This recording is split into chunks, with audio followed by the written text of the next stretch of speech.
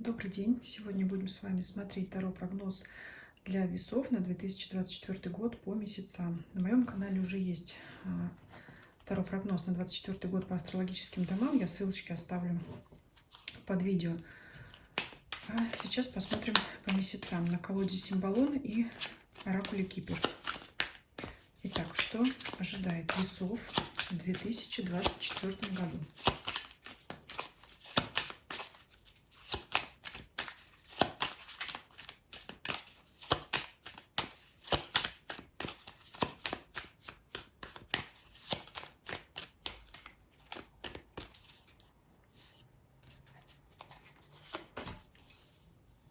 Январь, февраль, март, апрель, май,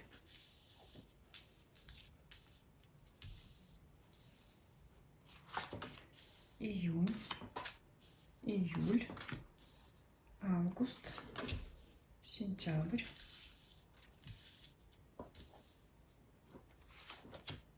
октябрь, ноябрь и декабрь. Так, и сразу одну карту из колоды Кипер.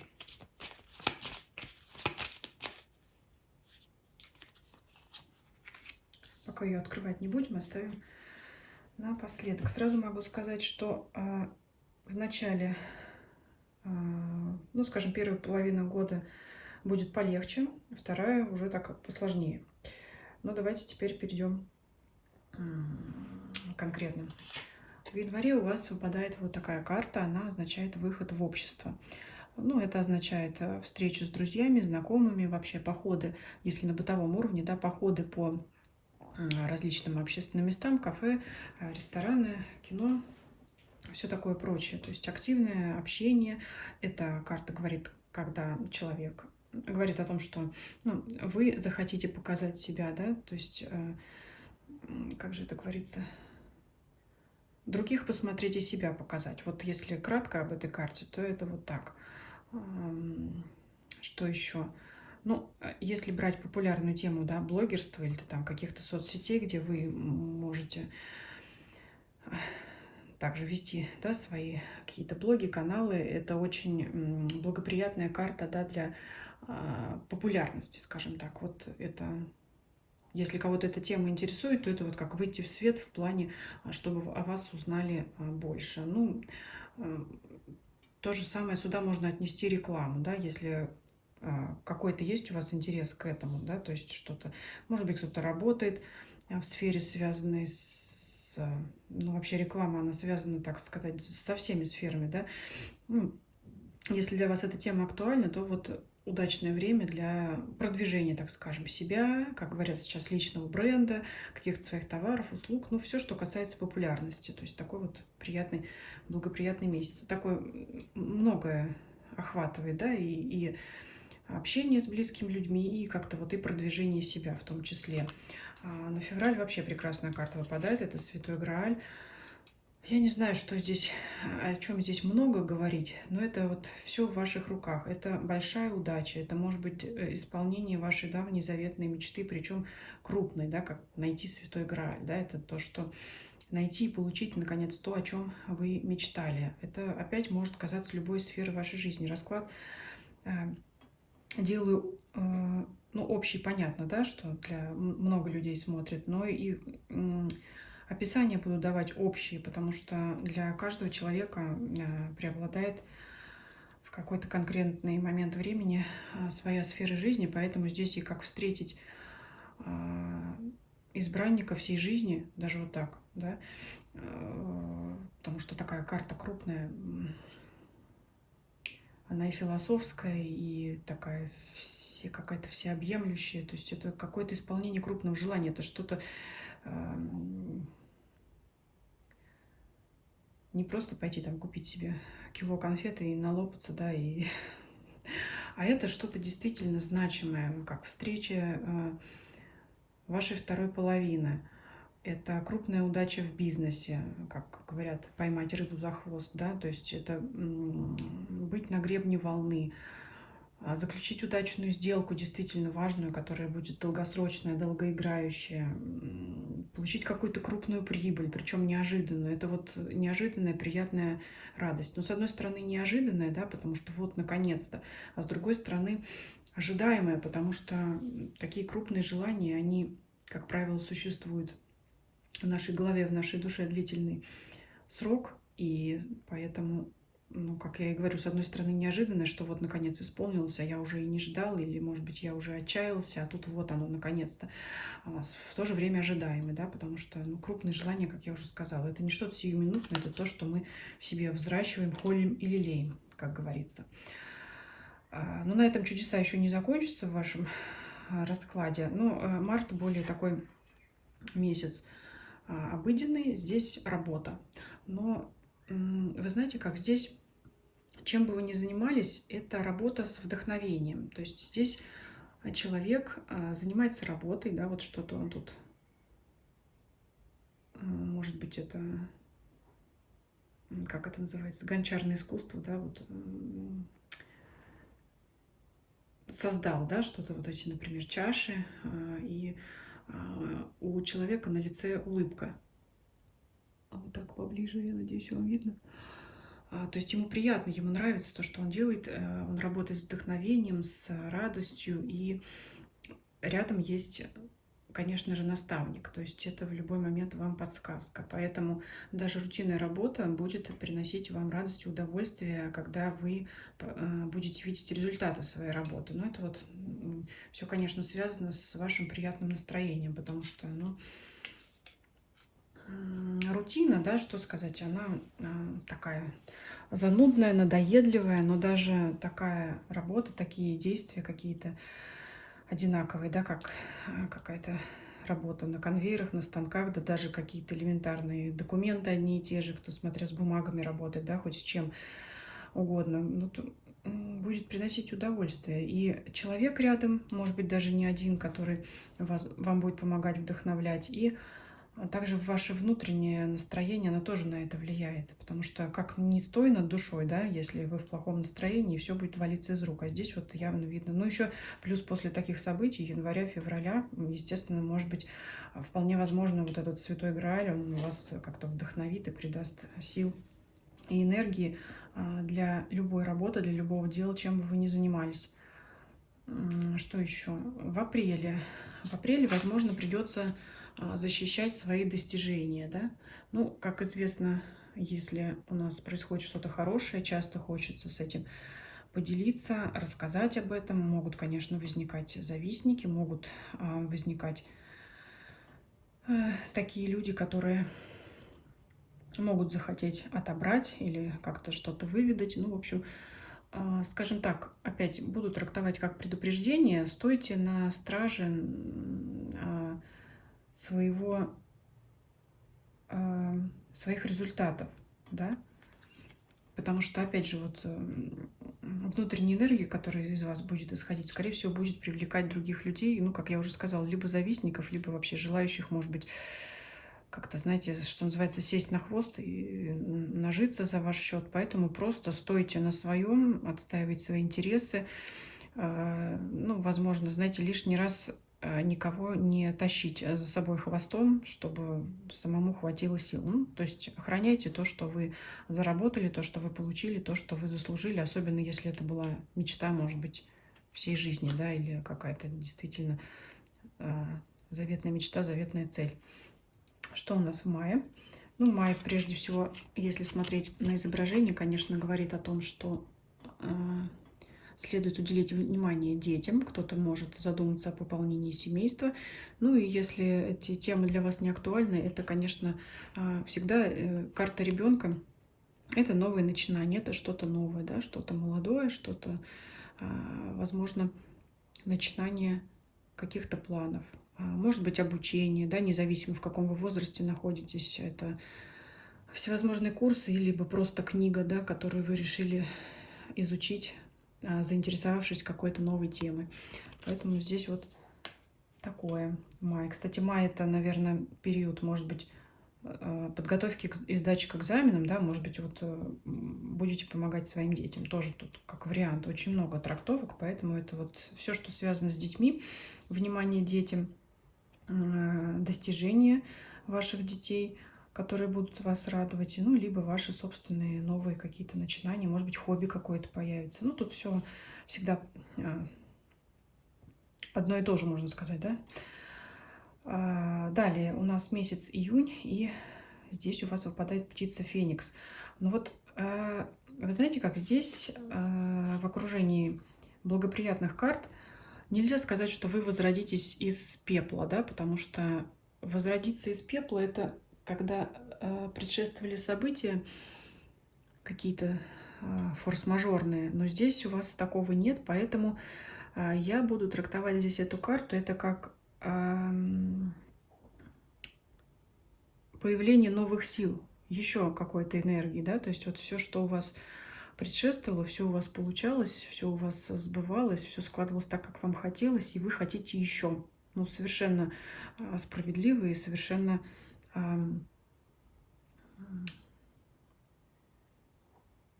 логично и последовательно, да. То есть еще хочется, да, дальше продолжать, особенно если вот действительно новое дело. Вот загоритесь еще чем-то, возможно, да. То есть не могу сказать, что возродиться из пепла, потому что это, но это взлететь, воспарить к новым начинаниям, скорее всего, и дальше, да, чтобы вокруг, кстати, вот внизу такие, как будто бы горящие дома, но я буду это иносказательно трактовать, то, что чтобы вокруг вас не происходило, все равно у вас будет энергия, стремление к новым достижениям. То есть здесь у вас все будет получаться. И до этого все получалось, и дальше. Кто-то продолжит дело, кто-то будет развивать свое новое дело, начатое в мае. Кто-то может добиться уже успехов в июне. Не успев начать, да, уже может кто-то добиться больших высот. Вот жар-птица — это еще яркая птица, да, опять если вот посмотреть на январь, выход в свет, возможно, эта карта будет являться продолжением ваших январских каких-то дел, особенно, да, то, что я сказала, популярности, может быть, какое-то сарафанное радио о вас будет, о вашей, может быть, фирме, о ваших услугах, и вот здесь как раз может быть пик этого, как вариант. Далее, ну, после любого пика события и эмоций несколько идут на спад, поэтому вот в июле, возможно, вам захочется взять паузу. Паузу, поразмышлять, побыть в себе, проанализировать, что и как. Не зря знак зодиака весы, конечно, да, то есть взвесить, например, как было, как стало, как дальше продолжать действовать, как не надо продолжать. То, что тут вот день и ночь, я не вижу здесь, знаете, как ангел и демон, как темная и светлая сторона. Это больше как инь-янь, это равноправие, да. Это после того, как вы вложили много энергии, пришло время, значит, отдохнуть и потраченную энергию восстановить. Здесь вот такое, как умиротворение. Карта похожа на карту умеренности, как по мне, поэтому здесь вот опять соблюсти баланс, то есть, да, восстановиться. Потому что даже большой выброс энергии и большой прилив энергии у нас в итоге эти силы отнимают. Ну, не знаю, стоит ли приводить такой пример, но есть такие, ну, скажем так, напитки, да, не буду называть, которые сначала прибавляют нам энергии, а потом вот этот выброс энергии, он еще больше опустошает, еще больше дает усталости. Поэтому вот здесь что-то похоже такое. И никого ни к чему не призываю, просто это, знаете, как разом, значит, так вот чему-то восторгаться, восхищаться, а потом вот просто устать от этих эмоций, потому что эмоции сильные, даже приятные, они тоже выматывают. Поэтому вот здесь вот захочется отдохнуть. Но ненадолго, потому что в августе вот здесь похожая на карту маг, здесь алхимик, это опять взяться за работу. Причем это работа в своих личных целях. То есть то, что вы будете делать, независимо, являетесь ли вы наемным работником, тем более, если вы работаете на себя. В общем, в коллективе или нет, это именно работа с целью получить выгоду конкретно для себя, а не просто выполнить какое-то задание, чтобы, скажем так, предприятие находилось в строю и выполняло свои функции, а именно позаботиться о себе. То есть именно какой-то, может быть, взять себе проект, чтобы премию за это получили только вы. То есть это работа на себя, не помогая коллективу, не ждя помощи от коллектива. То есть это такой, ну, если можно так сказать, шкурный интерес. Ну, почему бы и нет, да? Где-то поработали на благо других, вот здесь, например, да, с радостью, с удовольствием, дайте-ка я теперь поработаю и на себя. Но это не значит, что работа в марте не принесет вам прибыль и успех, еще как принесет. Но здесь вот, знаете, как еще взять все под контроль, да, что-то, какое-то дело, которое вы будете делать, возьмете под контроль. Если брать личные отношения, это взять опять инициативу на себя. То есть захотите главенствовать в этом месяце по тем или иным причинам. Но здесь вот, если смотреть дальше, сентябрь, существует риск перенапрячься, потому что вот он, этот тяжелый камень, по крайней мере, постарайтесь не зацикливаться и не брать вообще все в свои руки, по крайней мере, на длительный период, иначе есть риск перетрудиться, устать, опять же, и физически, и эмоционально, поэтому имейте в виду, что есть смысл, значит, как-то все-таки обязанности перераспределить, в том числе и между партнерами и по бизнесу, по работе среди коллег. И, ну вот почему-то вот захочется вам все в свои руки взять. Может быть, потому что вы прежде добились успеха и считаете, что только вы знаете, как правильно. Ну, здесь вот тоже много вариантов, поэтому просто, конечно, берите все в свои руки, контролируйте, но вот, знаете, как совет, не растягивайте это и на август, и на сентябрь. Но время, конечно, условно, это все приблизительно. Для всех будет по-разному, но вот здесь вот так. Потому что если вы будете продолжать в том же духе, то вот он, этот камень, который вы один тащите в гору, уже вам это будет в тягость, конечно, не будет доставлять никакого удовольствия, как вот, например, по карте, которая выпала в марте, да, с вдохновением, с энергией. Дальше. Что у нас по октябрю идет? Ну вот я сказала, первая половина года полегче, а вторая уже вот начинается. И все, я думаю, завязано на этом маге. Продолжаю эту историю с августа по сентябрь, октябрь, ноябрь, декабрь. Вот действительно, знаете, есть, я уже сказала вам, что, возможно, вы решили все контролировать, потому что ранее добились больших успехов. И Святой Грааль, и Жар-птица. Жар-птица — это, знаете, как такая яркая птица, это еще может говорить, вот под ней карта императора, кстати, расположена, говорить о некой гордыне. Опять же, я трактую и для личных взаимоотношений, и для рабочих, то есть все в зависимости от преобладания ваших интересов в той или иной сфере. Есть риск зазвездиться, потому что вот здесь в колоде есть несколько карт императора, и хорошо, что вам выпало хотя бы вот это, потому что есть карта императора, который упал с трона. И чтобы вам с трона не упасть, карта вас здесь, вот императора, предупреждает о том, чтобы вы, ну, конечно, знали себе цену, потому что есть ваши заслуги, есть признание, но чтобы не провалились вот в эту яму суфлера, которая на самом деле королю подсказывает. То есть есть риск, знаете, имея о себе мнение самое высокое, имеет место быть, что вы просто в какой-то момент можете оступиться, ошибиться, и вот зрители, которые сидят, да, как бы вот не попасть на всеобщее обозрение и осуждение потом, если вы допустите эту ошибку. А вы допустить ее можете, взвалив все на себя. И тогда вот в ноябре, конечно, ноябрь-декабрь, это просто может наступить крах.